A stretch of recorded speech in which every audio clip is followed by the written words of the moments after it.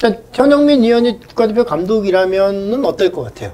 감독으로서는 만약에 국가대표 감독이라면 네. 최고의 좋은 선수들을 조합시키면서 좀 맛있는 요리를 좀 한번 잘 만들 수 있을 거라는 느낌이 지금 갑자기 그 얘기를 들으니까 한번 좀 생각나긴 하네요. 갑자기 뭐 백종원이야? 네, 종원이 형님 좋아해요. 뭔 소리 하시는 불러주세요, 방송. 요즘 방송 일단 현영민 위원의 말은 그거죠. 그러니까 국가대표 감독은 진짜 부담되긴 하죠. 왜냐면 그렇죠, 이제 뭔가 부담. 성적에 따라서 욕도 많이 먹고 그 선수라면 어느 정도 다 장단점을 갖고 있고 장점이 특히 많은 선수들이라 비슷비슷하기 때문에 이 선수를 썼을 때와 이 선수 썼을 때가 굉장히 다르거든요. 그래서 상대를 보고 선수 선발하는 사람들도 있고 절대적으로 나는 그냥 이 선수를 믿고 가겠다라는 좀 약간 벤투식의 감독들도 있어요. 그렇기 때문에 서로 주제가 다르니까 이거는 여러분들하고 축구적으로 토론을 해보고 저의 생각은 또 이렇게 갈 수 있다라는 얘기를 드린 거니까 항상 말씀드리지만 좋게 봐주셨으면 좋겠고 그럼 바로 시작을 해볼까요? 네, 시작을 한번 해볼까요? 저는 그러니까 제가 베스트로 바로 얘기를 드릴게요. 그러니까 골키퍼를부터 할게요. 골키퍼. 아, 골키퍼라고 써있네요. 네. 골키퍼. 저는 골키도 있어요? 골키퍼입니다. 아, 왜 골키퍼입니까? 왜? 이게 되게 중요해요. 일단 골키퍼하고 이제 사이드백을 먼저 할게요. 네. 진수. 왼쪽. 진수. 네. 그 다음에 항상 제 방송을 봤으면 많이 아실 거예요. 네. 김영건이, 영건이. 네. 그 다음에 김민재. 네, 여기까지는 뭐. 여기까지는 네. 이제 뭐 거의 얘기 많이 네. 했으니까 요번에 사이드백이 바뀝니다. 이 선수에게 굉장히 많은 걸 봤기 때문에 네. 사이드백이 갑자기 김문환으로 바뀌죠. 오. 제가 지금 이게 부산에서 뛰고 변화가 있는 있네요. 김문환이죠. 그 다음에 가운데가 굉장히 또 홀딩이니까 굉장히 중요해요. 근데 지금까지 본 선수 중에는 저는 아직은 정우영이다. 정우영이다. 네, 생각을 해서 그 뒤에 왼쪽 4-3-3으로 했거든요. 네. 왼쪽은 권창훈. 오른쪽에는 이재성. 그 뒤에 이제 스리톱이죠. 네. 스리톱의 왼쪽엔 내 동생 흥민이. 확실히. 또 선배라고 할 수는 없잖아요. 없죠. 다 동생이죠. 흥민 그래서- 나한테 동생이에요. 형은 몰라, 잘 모르던데. 다 알아요. 알아? 네, TV 많이 봤어. 희찬이는 오른쪽.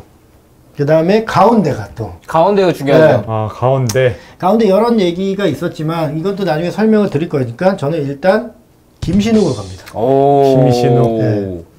오, 이게 독특한 선택이네요.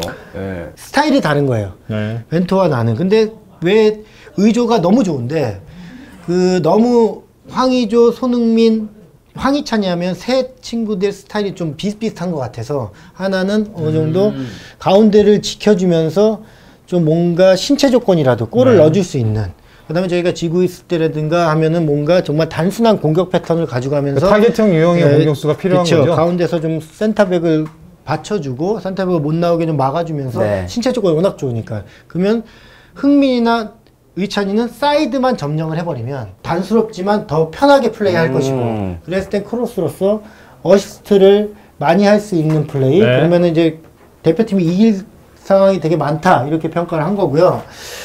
미드필드진은 이제 볼을 좀 잘 차는 선수들 위주로 한번 생각을 해봤어요. 그러네요, 진짜. 그러니까 자기한테 볼이 들어갔을 때 한두 명 선수가 있어도 이제 볼을 많이 안 뺏긴 선수들로 했고 그래야지만 이제 미드필드가 안정함이 되거든요.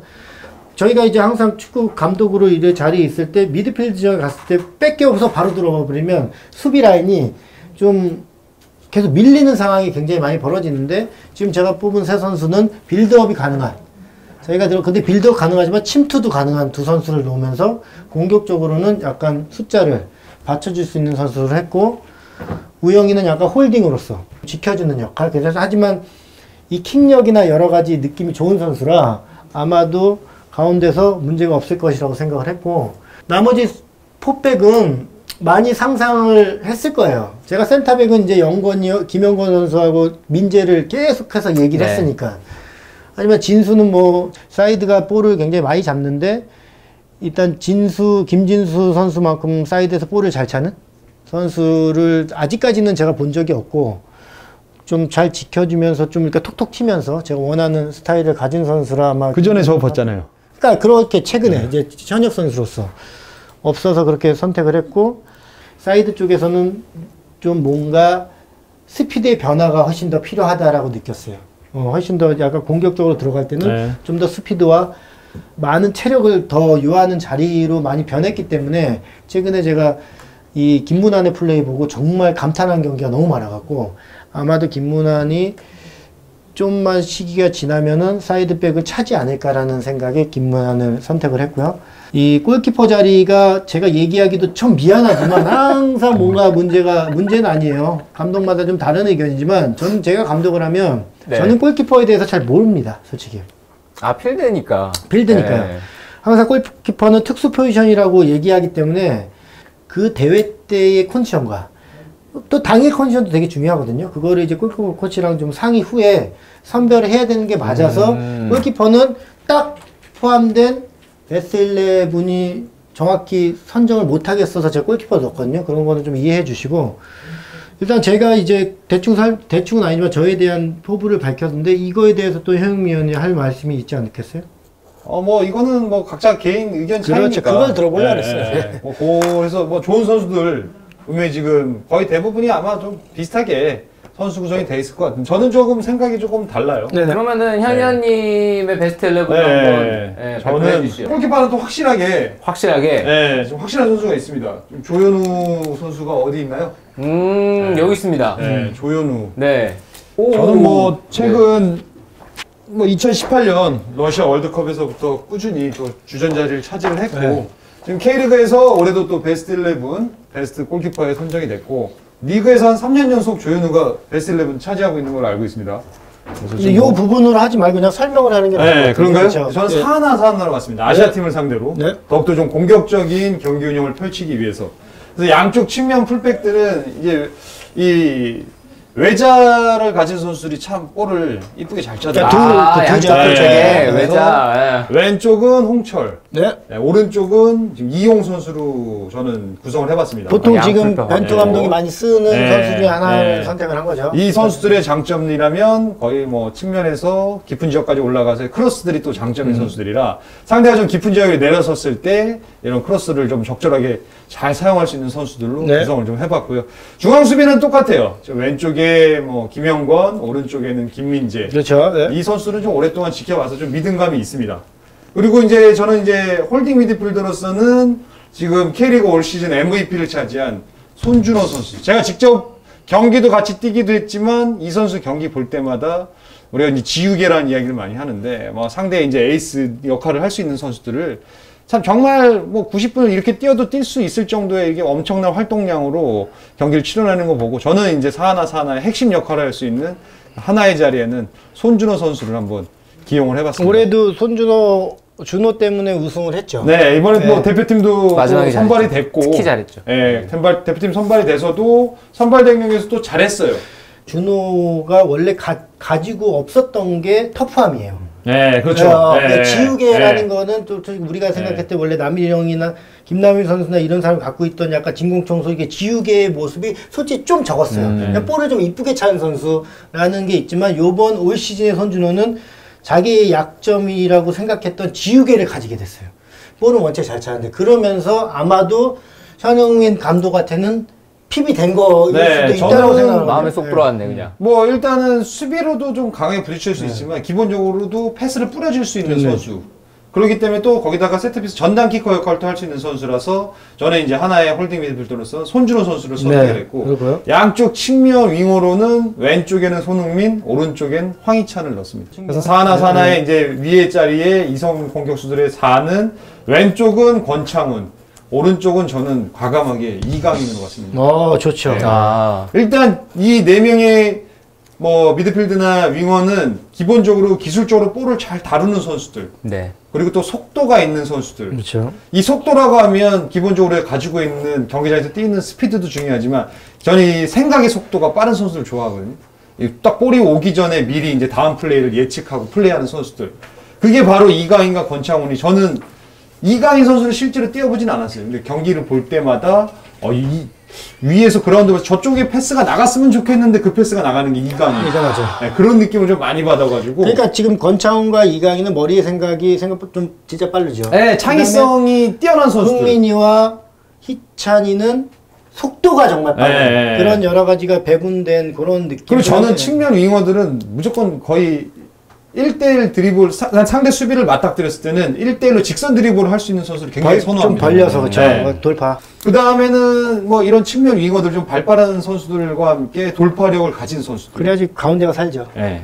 그리고 이제 최전방에는 제가 직접 이제 한 팀에서 뛰고 보기도 했지만 황의조 선수를 좀 그렇죠. 네. 지금 뛰고 있고. 네. 최전방에 나왔습니다.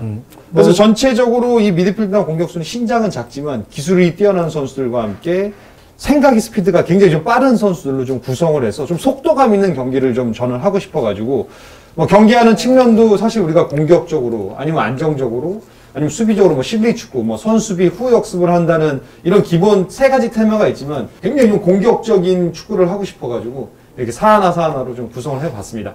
저는 그러면 저의 베스트 11은 약간 변화가 좀 있긴 있습니다. 가운데 황의조 선수, 왼쪽에 손흥민, 오른쪽에 이강인. 오른쪽 이강인? 네, 오른쪽 이강인 선수고 미드필더가 역삼각형으로 왼쪽에 이재성 선수, 오른쪽에 황인범 선수, 그리고 그 아래 기성용 선수. 기성용? 네, 네. 기성용 선수. 아직 현역이니까. 네. 그리고 수비가 왼쪽부터 김진수, 김영건, 김민재, 이용. 네, 골키퍼 조현우. 저는 이렇게 4-3-3인데 저의 키는 요겁니다.